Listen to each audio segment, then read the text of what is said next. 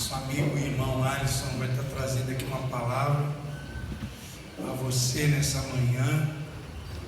Isso, obrigado. Deixa eu arredar isso aqui para cá. Vamos aqui. Isso. Sacerdote, pé no chão.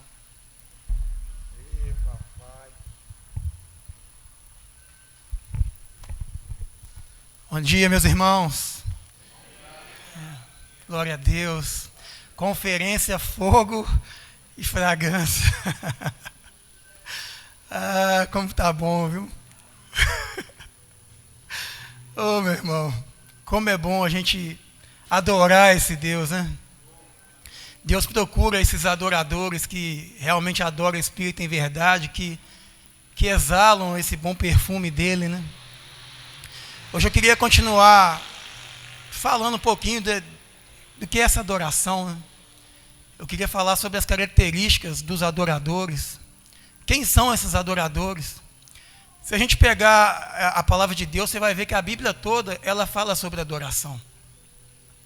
E eu vou citar 5 características, mas é muito pouco de tudo aquilo que a Bíblia fala sobre adoração. Eu diria que a gente poderia ficar o ano inteiro, toda semana falando aqui, e a gente teria assunto para falar sobre adoração.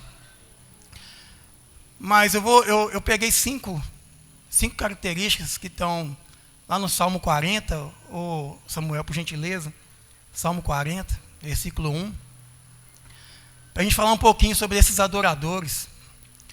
Esses estão dispostos a dedicar sua vida por algo maior, por alguém, por um reino. Estão dispostos a entregar tudo. Olha o que fala lá no Salmo 40. Eu esperei com paciência no Senhor, e Ele se inclinou para mim, e ouviu o meu clamor. Essa tradução é a melhor que eu entendo, que fala assim, né? Eu esperei com paciência no Senhor. Porque existe um lugar em Deus que você pode esperar. E esperar não é tão somente você ficar parado, não é simplesmente aguardar, mas o esperar que a Bíblia está falando ali é você aguardar ansiosamente. Em uma outra tradução diz assim, é você buscar confiadamente. É você entrar nesse lugar da presença de Deus, sabendo que Deus vai ouvir a sua oração. Sabendo que tem um Deus que está disposto a te atender e a ouvir o seu clamor. Amém? Então, a primeira característica que eu quero falar de um adorador é alguém que espera em Deus e alguém que ama esse lugar em Deus. Esse lugar de estar na presença de Deus. E qual que era a circunstância que o Davi estava aqui? Salmo de Davi, isso aqui. Davi estava sendo perseguido pelos seus inimigos. É por isso que fala que ele ouviu o meu clamor. É algo desesperado. Ele entra na presença de Deus, desesperado por uma resposta. Esperar em Deus é uma coisa que você não somente pede, mas você busca com toda a força que você tem no seu coração. Isso é esperar em Deus.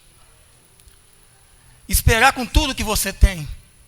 É você entrar e você amar esse lugar da presença de Deus, desse lugar em que Ele inclina para atender o seu clamor. Para pensar, meu irmão. O Todo-Poderoso, o Senhor do Universo, se inclinar para você. Meu Deus, Ele se inclinou para mim. Os adoradores, eles não abrem mão desse lugar. Eles não abrem mão.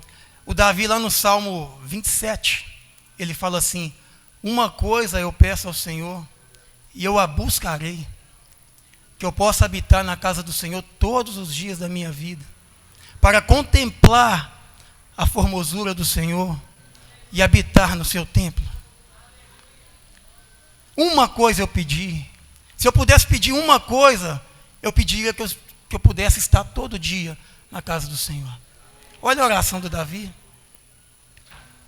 Eu quero estar todo dia mesmo em tempos difíceis como ele, mesmo em meio à guerra, mesmo em meio a dificuldades.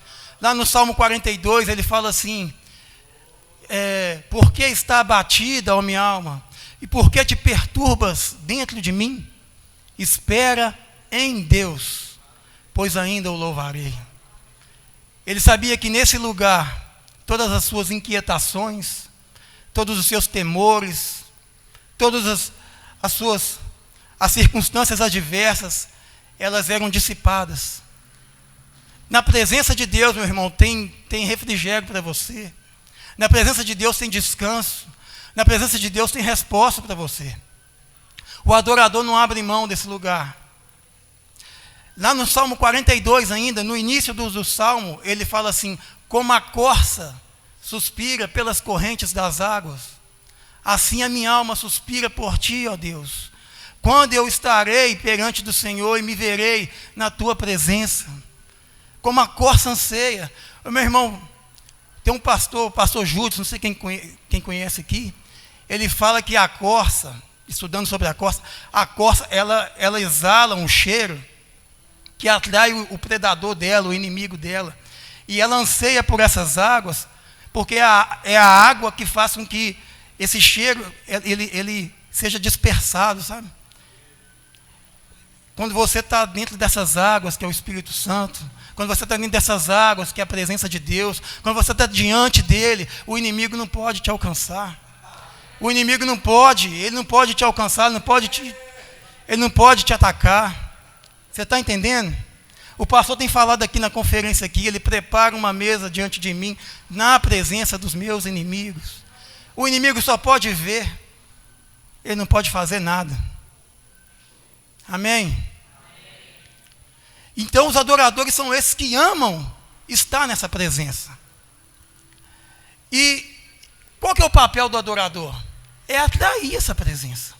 Eu preciso atrair, eu preciso fazer que esse Deus, ele esteja pulsando aqui dentro de mim, sabe? Ele esteja realmente manifestando o agir dele em mim. E como que eu faço? Como que eu atraio essa presença de Deus? Como que eu permaneço nesse lugar de espera em Deus? Êxodo 25:8 diz assim que Deus falou assim para Moisés assim, vocês vão me fazer um santuário para que eu possa habitar no meio de vocês. Habitação, estava falando sobre um santuário, um lugar onde Deus é adorado. E você sabe que esse lugar é o seu coração. É aí que Deus habita. Esse lugar em Deus, ele está dentro de você. Só que ele fala assim para Moisés, vocês vão me fazer segundo o modelo que eu vou te mostrar. Então, o adorador, ele não vai adorar do jeito dele. O adorador, ele vai fazer do jeito que Deus aceita, do jeito que Deus deseja ser adorado. Porque se o Moisés não construísse aquele tabernáculo como Deus ordenou, Deus não viria habitar naquele lugar. Então cabe a gente viver segundo o propósito e a vontade de Deus para nós nessa terra. Segundo a palavra dele, que ele tem nos orientado, que ele tem nos ensinado. A gente não pode ser adorador de qualquer jeito, adorador meia boca. A gente tem que ser um adorador que ama a palavra de Deus, que ama a vontade de Deus, que ama os princípios e aquilo que Deus tem preparado para nós. E uma coisa é certa, meu irmão, quando você começa a buscar esse lugar, você vai cansar, você vai desanimar, vai ter gente criticando, como o pastor falou aqui, vai ter inimigo, vai ter muita circunstância para te tirar desse lugar de espera em Deus. Mas cabe a nós cultivar esse ambiente de adoração. A adoração é cultivar um ambiente, é não entristecer o Espírito Santo. Em Gênesis 2, capítulo 15, a Bíblia diz que Deus colocou o homem no jardim para o cultivar e o guardar. E o que era o jardim? Não era o lugar da manifestação de Deus? Não era o lugar onde Deus se revelava ao homem, onde eles tinham comunhão, onde eles podiam ali ter um relacionamento? E aí Deus colocou o homem ali para cultivar e guardar. Essa palavra cultivar, ela deriva da palavra culto, prestar um culto. É o que a gente deve fazer, preservar esse ambiente. Deus nos fez para adorarmos Ele, para preservarmos esse ambiente. Às vezes a gente vem numa conferência dessa daqui, e a gente recebe e sai daqui tocado por Deus, mas se a gente não cultivar esse ambiente, a gente vai voltar a tudo que era antes, sabe? Deus vai se afastar, Ele não vai habitar, Ele não vai ter alegria no lugar onde Ele não é honrado, onde Ele não é cultuado. Amém? Glória a Deus. Coloca então no versículo 2, por favor. Aleluia.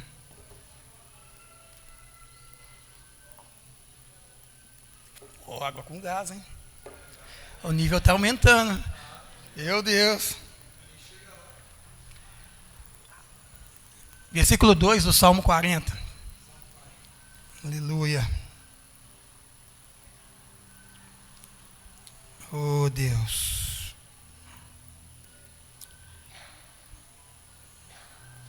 Oh, Jesus. Amém. Ele me tirou de um lago horrível, um charco de lodo, e pôs os meus pés sobre uma rocha e firmou os meus passos. E a segunda característica que eu vejo num adorador é saber de onde ele saiu. É entender de onde que Deus o tirou. Se você está aqui hoje adorando, é porque um dia Deus te tirou de um lugar de pecado, um lugar de lama, de humilhação, de vergonha. Deus te tirou desse lugar e Deus te colocou num reino. Deus te deu vida. A Bíblia diz assim que Ele vos deu vida, estando vós mortos em vossos pecados e delitos. Ele nos transportou do império das trevas e nos levou para o reino do seu Filho amado.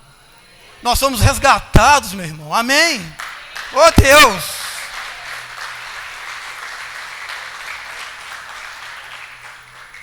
Ser um adorador é saber que você saiu de um lugar de desprezo, de um lugar em que você não era nada, que você estava condenado. E Deus agora te coloca no lugar de honra. Deus te faz assentar à mesa. Deus te chama para ser filho, te chama de filho. E você pertence agora a um reino. Você não pertence mais a esse mundo, você pertence a um reino. Meu Deus, o que é um adorador? O que é ser um adorador? Você não é de você mesmo, você tem um dono. Ele te marcou com o Espírito Santo.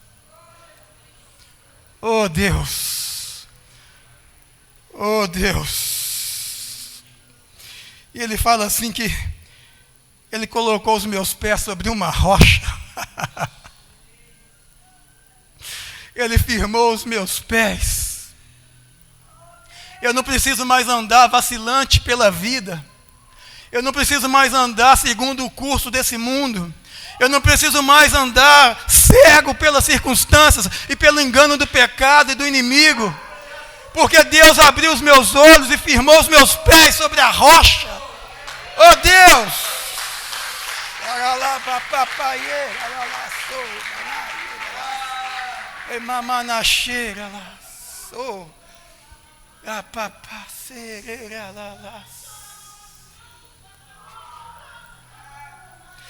Como não amar um Deus desse, meu irmão? Como não cultuar, não render tudo diante de um Deus desse? Meu Pai, os adoradores sabem de onde vieram e de onde Deus os tirou. Versículo 3. Oh Deus. E olha isso aí. E pôs um novo cântico na minha boca, um hino ao nosso Deus. Muitos o verão e temerão e confiarão no Senhor. Ele colocou um novo cântico na minha boca. Você não precisa mais andar reclamando. Você não precisa mais andar segundo as circunstâncias, mas você pode, em meio à dificuldade, em meio à guerra, como Davi estava, você pode proclamar os louvores de Deus. Sabe por quê, meu irmão? Quando você faz isso, você está invocando o Senhor. A Bíblia diz que Ele está entronizado entre os louvores do seu povo. Quando você começa a louvar, você está rendendo a Ele um trono de louvor, e aí o seu problema passa a não ser mais o seu problema. Mas aí Deus, Ele assenta no trono e toma aquela situação para Ele. E aí, você não precisa preocupar, você pode descansar. Então, no meio da adversidade, começa a louvar, começa a entoar louvores. Eu estava vindo agora aqui para a igreja, aqui, que presença. Que doçura, meu irmão. Ah, meu Deus, meu Deus. Eu trabalho ali na aeronáutica ali. A gente tem uma banda de música. E muita gente fica de brincadeira com eles, né? Para que banda de música aí? Recebendo salário para tocar, põe um CD. O Guilherme tivesse aqui, ele ia entender o que eu estou falando aqui. Põe um CD aí que já resolvia. Mas para quem está na caserna, quem está lá de dentro, entende uma coisa. E a gente sabe. É muito mais do que simplesmente tocar uma música ali, sabe? Mas quando aqueles tambores começam a rugir ali, e aqueles instrumentos de sopro, e a gente começa a entoar aquelas canções militares, no meu caso lá, isso traz para a gente um sentimento de pertencimento, que nos mostra quem nós somos, e a nossa missão, para que nós estamos ali. Nós somos guerreiros, sabe? Deus nos chamou para uma guerra, para tempos difíceis. E quando você começa a proclamar esses louvores, Deus te fala assim: você é meu filho, eu estou na guerra com você. O Herê falou isso aqui em 2020, ele vai lembrar. Todo reino possui o seu próprio hino, possui o seu próprio hino, né? Hino nacional. Porque quando você entoa um hino, você tem aquele sentimento que você pertence àquela nação, você canta aquilo com orgulho, sabendo né, de onde você nasceu, de onde você veio. Então a louvor é isso, meu irmão, é saber que você pertence a Deus, é cantar sabendo quem te chamou para a batalha, quem te chamou para estar com Ele. É isso, é ter um novo cântico na boca. Amém? Todo hino, toda canção, ela te conecta à fonte, a quem inspirou aquela canção. A canção, o louvor, ele foi gerado no céu. Antes de ter mundo, que existisse alguma coisa aqui, já existiam louvores no céu. Deus criou os louvores, a música já existe no céu. Quando você canta, você se conecta a isso, amém? Tem uma inspiração por trás de cada louvor. E aqui eu só vou deixar um comentário. Escuta a música do mundo não, irmão. Você vai beber daquela fonte suja. Ah, é só de vez em quando. Não escuta não. Te falando com quem tem buscado caminhar com Deus. Escuta a música do mundo não. Não vai te ajudar em nada. Não vai te ajudar em nada. Quando você pensar em escutar uma música, vai lá e põe um louvor. Amém? Então, terceira característica. Os adoradores, eles possuem um novo cântico. Um novo cântico em seus lábios. Glória a Deus. E aí o pastor citou aqui com muita propriedade aqui, o rei Josafá.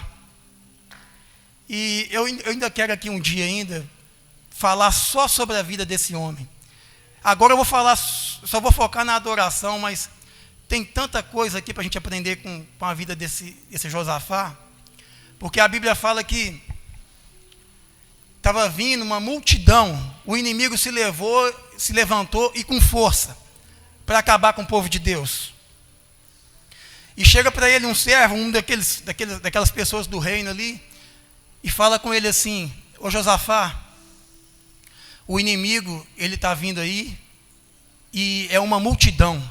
São 3 povos que se reuniram, os amonitas, os habitantes de Seir, e tem um terceiro povo que agora não estou lembrando. Mas vem uma multidão e eles estão vindo aí. E eles já estão logo ali. Não dá tempo de fazer muita coisa, não. O inimigo está aí, está pronto para acabar e é rápido. E o segredo do Josafá, que é para todos nós, a primeira coisa que ele faz é correr para esse lugar de espera, sabe? Em Deus. A Bíblia fala que ele se prostra lá, ele começa a buscar o Senhor, pôs-se a buscar ao Senhor, que é o que a gente leu aqui no versículo 1. Ele entra para esse lugar de espera, e a Bíblia diz que ele apregoou um jejum para toda a congregação. E aí mais uma chave para nós: quando você entra no lugar de espera, muitas vezes você precisa de se humilhar também, você precisa de fazer um sacrifício da sua carne. Muitas vezes não é só você chegar ali e vir orar, mas Deus quer ver de você uma oferta. Você é o sacrifício.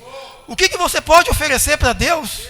Sacrifica a sua carne, abre mão de alguma coisa. E ele apregoou um jejum, e não foi só ele, foi toda a nação. E aí, meu irmão, a terceira coisa, que, meu Deus, ele chega e ele começa a colocar aquela situação diante de Deus, nesse lugar de espera. E ele faz a oração linda, ele fala toda a ingratidão daquele povo, que eles tinham deixado de destruir, e fala toda a circunstância. E no final, lá no versículo 12, de 2 Crônicas 20, eu vou até ler. É bonito demais. Se você quiser colocar aí, Samuel. Olha o que ele fala diante de Deus. Ele fala assim, 20, 12. Vou deixar ele colocar aqui para vocês acompanharem a oração do Josafá. Olha lá. Nosso Deus, porventura não os julgarás? Primeiro ele explica a história. Porque em nós não há força perante essa grande multidão que vem contra nós. E não sabemos o que faremos. Porém, os nossos olhos estão postos em Ti. Meu irmão, esse é o segredo.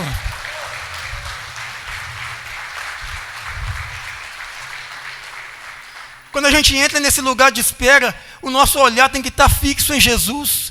Como diz o pastor aqui, a canção, a gente tem que assentar à mesa olhando para Ele. A gente não pode perder o foco de quem a gente serve, porque em todo tempo o inimigo quer te derrubar, meu irmão. O inimigo quer te tirar da presença. Você está ajoelhado buscando a Deus, mas ele está aqui com seta na sua mente para desviar a sua atenção. Meu Deus, consagra a Ele, fixa os seus olhos nele.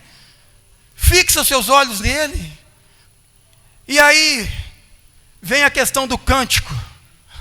O cântico nos lábios.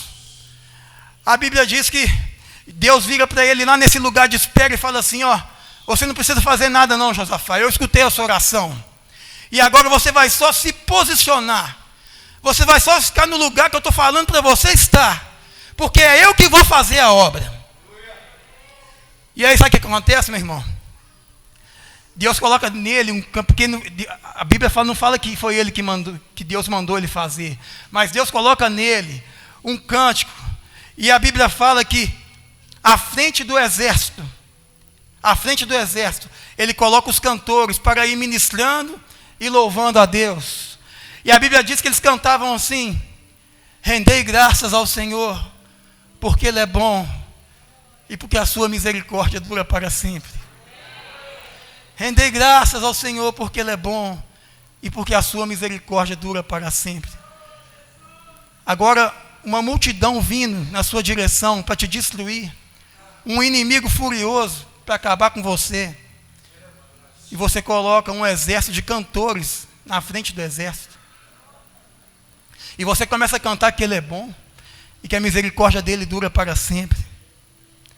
Meu irmão, esse cântico, ele atrai o general do exército. E aí você não precisa de batalhar, não. Quando começa a invocar esse novo cântico, aí é Deus que peleja. Aí Ele entra na guerra por você. Amém? Aleluia. E é isso aqui que Deus fez. A Bíblia diz que enquanto eles cantavam que o Senhor é bom e que a sua misericórdia dura para sempre. Deus começou a confundir eles e colocar em emboscadas, eles começaram a lutar um contra os outros, e eles foram totalmente desbaratados, segundo a palavra de Deus. E o trabalho do povo de Deus foi fazer, sabe o quê? Simplesmente ir lá e recolher os despojos. Ah, Jesus! Deus tem recompensa para você, meu irmão. Deus tem graça. A sua luta não é em vão, não, sabe? Seu tempo de oração, Deus está te vendo lá no quarto. Deus está vendo cada palavra, cada lágrima que você derrama. Isso não é em vão, não. Ele recebe a sua adoração. Ele recebe a sua vida. Ele te conhece. Ele está lutando no seu lado. Amém? Versículo... Olha só. Versículo 4. Antes disso. Quarta característica dos adoradores de Deus. Os adoradores, eles têm intimidade com Deus e sabem o que agrada a Deus. Lá naquela história lá da mulher que, como é que é? Da mulher samaritana, né?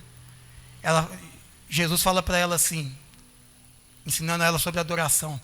Nós adoramos aquilo que nós conhecemos. Conhecer aqui, no original, no hebraico, é realmente aquele relacionamento de intimidade que um casal tem. Jesus fala para assim, nós conhecemos na intimidade quem a gente adora. A adoração, ela tá diretamente relacionada à intimidade. O que eu acho interessante nessa passagem da mulher é que Jesus está falando para ela, né, da água, né? Pede ela água. E ela fala assim, mas você é judeu, está me pedindo água, que eu sou uma samaritana. E Deus fala assim, se você soubesse quem é que você está pedindo, você que me pedirias, e eu te daria água viva. E aí ela fala assim, então me dá dessa água para que eu não tenha mais sede. E ele fala assim, vai lá e chama o seu marido. Aí, vai lá e chama o seu marido. Aí ela fala assim, eu não tenho marido. Ele falou, bem, você disse, porque você já teve 5. E o que você tem agora não é o seu marido. Vai acompanhando aqui. Olha só. E aí, perdi meio rumo aqui. Tem hora que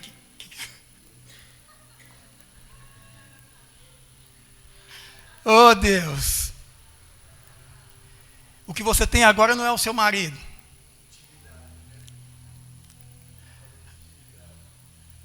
E aí, oh, Deus, eu perdi o rumo aqui do que eu ia falar. Vou pular isso aqui. Jesus falou assim, meu irmão.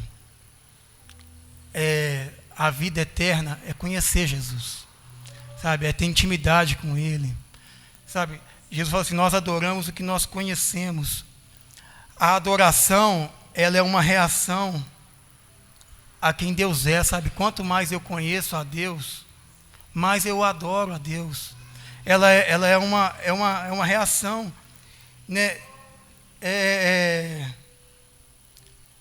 Exemplo, aqui. Minha esposa ali. Eu estava ontem lá estudando a Bíblia, e ela chegou lá e começou a falar umas coisas nada a ver lá para mim. E aí eu falei, eu estou respondendo.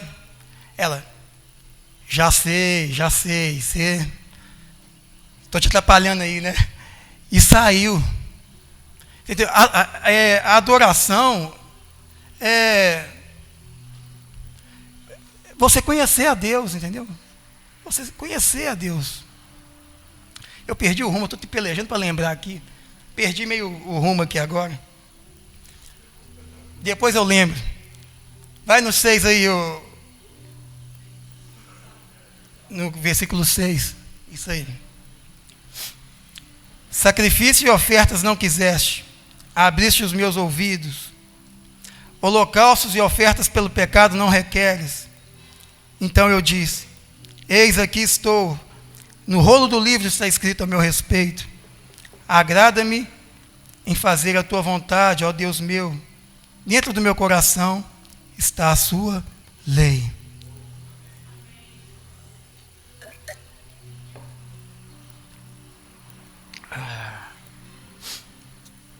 Deus, ele não está querendo, ele não está atrás de um sacrifício, sabe? Deus não está atrás de algo mecânico.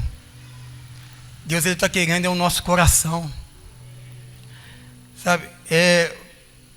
O pecado, ele nos separa, sabe? Ele tenta te tirar da presença de Deus, e você fazer as coisas ritualmente, isso não vai te ajudar, entendeu? Isso não vai te ajudar. Estou pelejando para lembrar um negócio aqui. Deus está atrás do nosso coração, meu irmão. Deus está atrás do nosso coração. Oh, Deus. Ele está interessado em nós. Que nós tenhamos prazer nele. A Bíblia fala assim, né? Aquele que tem os meus mandamentos e os guarda é esse que me ama. Aquele que tem prazer nos meus mandamentos, aquele que tem prazer na minha lei, é esse que me ama. Deus não quer simplesmente que a gente faça sacrifícios vãos, sabe? Deus não está atrás disso. Essa palavra assim, eu deleito, eu tenho prazer na tua lei, dentro do meu coração, né, está todo o prazer. Oh, Jesus. Adoradores têm intimidade com Deus e sabem, né, o que agrada, o que lhe agrada. Aquela mulher samaritana, ela estava toda errada, meu irmão. Ela estava falando sobre, ela estava ali meio-dia. Ela estava ali meio-dia ali, para buscar uma água. E normalmente uma pessoa não está ali nesse. Você vai buscar água meio-dia. Ela estava ali querendo buscar a Deus, querendo buscar a água dela ali. Eu perdi o veio da minha do que eu queria falar aqui. Oh, Deus. Deus está atrás do nosso coração, irmão. Eu vou voltar nessa aqui, eu perdi mesmo. Vamos lá. Gênesis 22, 1.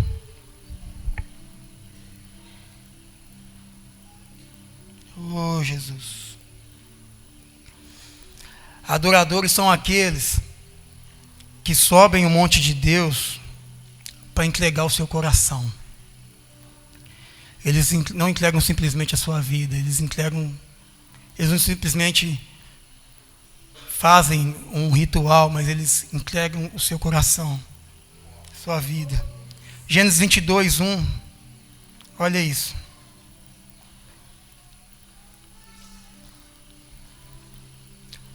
E aconteceu depois dessas coisas, que provou Deus a Abraão e disse-lhe, Abraão, e ele disse, eis-me aqui. Aí no 2, e disse, toma agora o teu filho, o teu único filho Isaque, a quem amas, e vai à terra de Moriá, e oferece-o ali em holocausto sobre uma das montanhas que eu te direi. Vai no 3. Então se levantou Abraão pela manhã de madrugada e abordou o seu jumento e tomou consigo 2 de seus moços e Isaque seu filho e cortou lenha para o holocausto e levantou-se e foi ao lugar que Deus lhe dissera. 4. E ao terceiro dia levantou Abraão os seus olhos e viu o lugar de longe. 5. E disse Abraão aos seus moços, ficai-vos aqui com o jumento e eu e o moço iremos até ali. E havendo adorado, tornaremos a vocês. O que acontece, meus irmãos? A Bíblia diz no versículo 1 que Deus provou Abraão e disse para ele, né, quando Deus quer, para ele receber a adoração, ele vai te dar uma prova. A gente não consegue se tornar um adorador simplesmente pela força da nossa carne, do nosso braço. Mas você vai ter que abrir mão de algumas coisas para poder conseguir algo maior, mais alto. Está entendendo? Então a Bíblia diz que Deus provou, no versículo 1, provou Deus a Abraão, né, e falou para ele, né? Toma o seu filho, o seu único filho. Olha só o que Deus faz com ele, irmão. Pensa, se coloca no lugar do Abraão aqui agora. Toma o seu filho, aí ele não para. O seu único filho, eu estou no 2. Aí ele não para. A quem tu amas, olha só, e vai à terra de Moriá e oferece-o em holocausto. Vai lá e mata o seu filho. E ele faz questão de falar assim: é aquele que você ama, é o seu único filho, aquele sobre quem tem as promessas de Deus. Olha o que Deus fala para ele. Deus frisa, né, para ele, para ele oferecer isso. E vamos lá. E aí a Bíblia fala que ele obedece, ele vai, e chega no lugar que ele para. E ele fala assim, para os servos dele assim, ó, nós vamos lá. E a gente, havendo adorado, nós voltaremos para vocês. A adoração era ele oferecer o Isaac, você está entendendo, né? A adoração era oferecer o melhor que ele tinha. Isso era a adoração. Era oferecer aquilo que ele tinha de melhor. E ele vai. E a Bíblia diz que quando ele vai, que ele está para poder matar um menino, Deus vai e dá um grito e providencia. E aí diz assim que aquele monte, né, se tornou, né, Deus proverá, porque naquele monte Deus providenciou um sacrifício para Abraão. E aí o que acontece, meu irmão? O nosso coração precisa ser esse lugar de sacrifício, sabe? O nosso coração precisa ser esse lugar onde a gente entrega tudo para Deus. Vamos ficar de pé, irmão? Estou terminando. Os ministros de louvor podem vir aqui. Glória a Deus.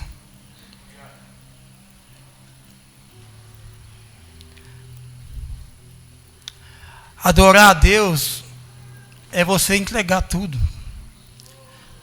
Adorar a Deus é você abrir mão de tudo. Você subir ao monte. Adorar é você subir ao monte de Deus e entregar o seu coração. Entregar o seu melhor. É subir a montanha. Subir a montanha. Quem subirá ao monte do Senhor? Quem estará no seu santo lugar? Deus espera de nós uma adoração sincera. E a palavra sincera é sincera, né? É uma adoração que você realmente rende tudo para Ele. Você não tem nenhum interesse por trás. Uma adoração sincera. Deus espera que a gente renda tudo para Ele. Oh, irmão. Vocês podem cantar aquela canção de novo? Bom perfume, bom perfume. Oh, Jesus, fecha os seus olhos. Deus, nós te amamos, Pai. Nós queremos te oferecer o nosso melhor aqui nessa manhã. Pai, eu peço que o Senhor complete a mensagem que o Senhor colocou no meu coração, Pai. Aquilo que eu não falei aqui, eu sei que o Senhor é poderoso para completar, para fazer infinitamente mais. Oh Deus, toma, Pai, a nossa vida. Que nós sejamos esse sacrifício que é colocado no altar. Que nós sejamos, Pai, essa oferta, Pai, que sobe perfumada às tuas narinas, ó Deus. Recebe a nossa vida aqui, Senhor. Senhor, toma, Pai, as nossas circunstâncias, Senhor. Toma tudo aquilo que nos envolve, Jesus. Oh Deus, que realmente, Pai, nessa manhã o Senhor encontre aqui verdadeiros adoradores que te adorem em espírito e em verdade. Oh Jesus, oh Jesus, nós chamamos, Senhor. Adora o Senhor.